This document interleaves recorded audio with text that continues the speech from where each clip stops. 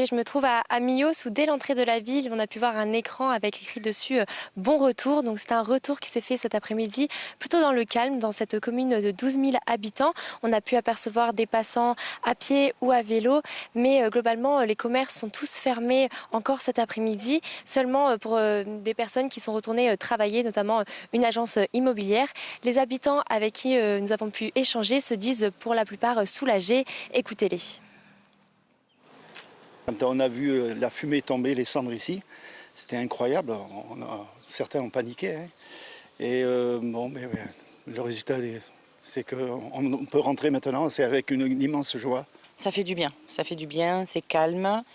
Il fallait là que ça s'arrête et qu'on rentre en espérant qu'on soit sorti d'affaire. Malgré tout, moi j'ai des collègues qui ont été sinistrés, donc j'ai quand même une pensée pour eux, pour tous ces gens notamment de Biscarrosse, du Porge, même si je connais moins de monde là-bas, qui ont perdu leur maison ou qui ont eu beaucoup plus de stress que nous dans ces événements.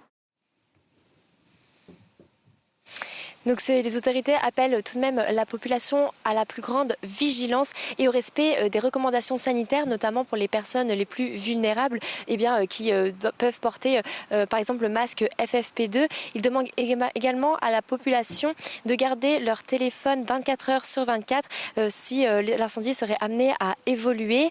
Et n'oublions toujours pas les personnes qui sont toujours évacués, notamment dans la commune du Porge.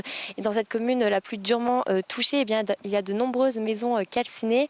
Je vous le rappelle qu'il y a 240 maisons qui ont brûlé dans tout le département et 183 d'entre elles se trouvent dans cette commune. Une centaine d'habitants ont créé un collectif pour lancer une action en justice pour espérer des réponses de l'État sur la gestion de cet incendie dans la commune.